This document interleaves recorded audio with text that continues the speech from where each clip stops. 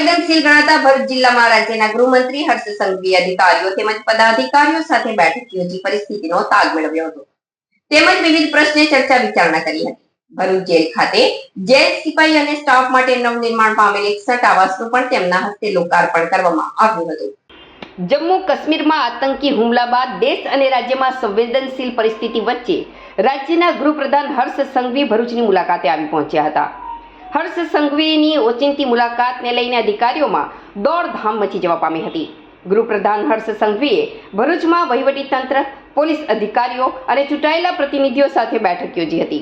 આ બેઠકમાં ભરૂચના ધારાસભ્ય રમેશ મિસ્ત્રી, વાગરાના ધારાસભ્ય અરુણસિંહ રણા, જંબુસરના ધારાસભ્ય ડી.કે. સ્વામી, ઝઘડિયાના ધારાસભ્ય રીતેશ વસાવા, ભરૂચ જિલ્લા પંચાયતના પ્રમુખ મહેન્દ્રસિંહ વાસદિયા, ભરૂચ જિલ્લા ભાજપના પ્રમુખ પ્રકાશ મોદી, કલેક્ટર ગૌરાંગ મકવાણા, જિલ્લા પોલીસ વડા મયુર ચાવડા સહિતના અધિકારીઓ અને પદાધિકારીઓ ઉપસ્થિત રહ્યા હતા।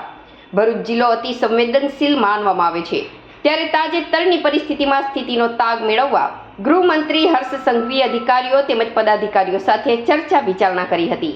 આ સાથે જ ભરૂચ જેલ ખાતે જેલ સિપાઈ અને સ્ટાફ માટે નવનિર્માણ પામેલ 61 આવાસનું પણ તેઓના હસ્તે લોકાર્પણ કરવામાં આવ્યું હતું।